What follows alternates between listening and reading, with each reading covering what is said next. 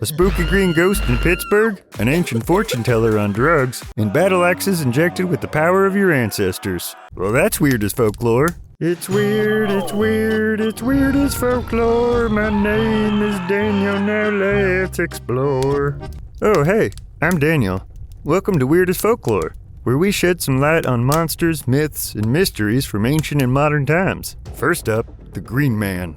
You ever hear of the legendary Green Man of Pittsburgh, Pennsylvania? The legend says that the Green Man is an apparition with green glowing skin and no face that nightly stalks the roads along the outskirts of Pittsburgh. His ghostly presence has been spotted countless times over the last century along State Route 351, and it's said that he carries an electrical charge that can disable cars just by touching them. A deformed and cursed soul ready to haunt any kids or teens out past curfew.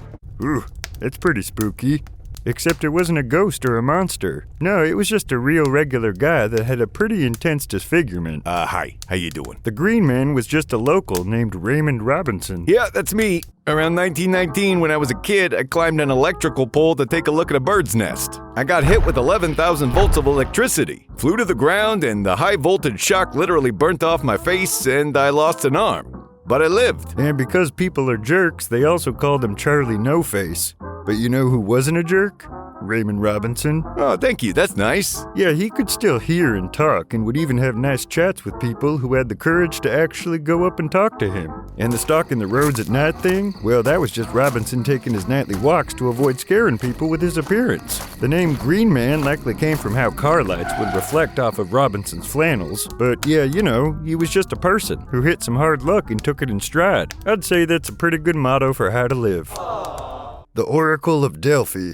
So in ancient Greece, if you wanted to get some hot tips on how to live your life or find out what the gods thought of you, you made a trip over to see the Oracle of Delphi, also known as the Pythia. The Pythia was the main priestess of Delphi and said to be the voice of the Greek god Apollo. From at least 1400 BC, travelers from all over came to see her in the remote mountain town to hear her prophecies and visions. I speak unforeseen truths. According to the traditions, she would give her prophecies once a month during the 9 warmest months of the year.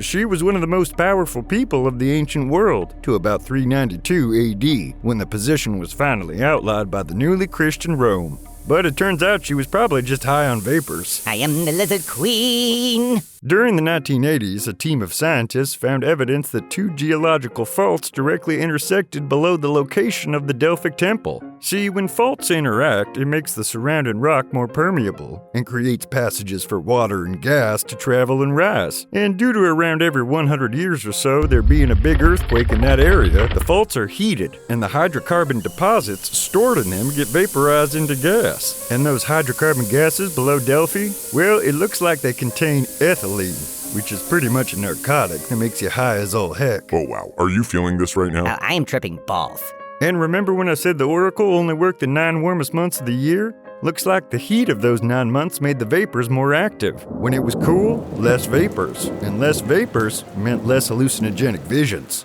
Yeah, it's kind of cold for drugs. Finally, Viking Swords imbued with the power of the dead. Yeah, we all know Vikings, right? A large group of diverse Scandinavian seafarers, these butt-kicking warriors of the Middle Ages were feared all over for their large-scale raiding, colonizing, and conquest. Most Vikings worshipped the Norse gods, and their strength and ferocity was so legendary that it was said their weapons were enhanced with the souls of their ancestors. That sounds pretty out there, but it's kind of true.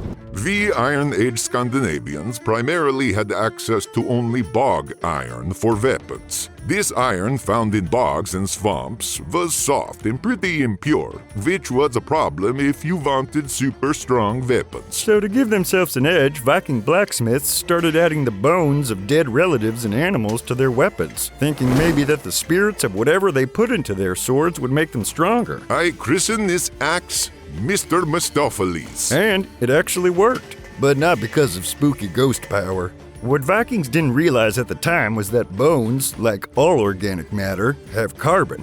By burning the bones in a low oxygen environment, ancient smiths were creating bone coal with carbon. And mixing that carbon with their damp old bog iron ended up significantly strengthening their weapons. So no, the soul of Sven's Aunt Hilda wasn't making his battle axe more badass, but her bones were. She died like she lived, screaming.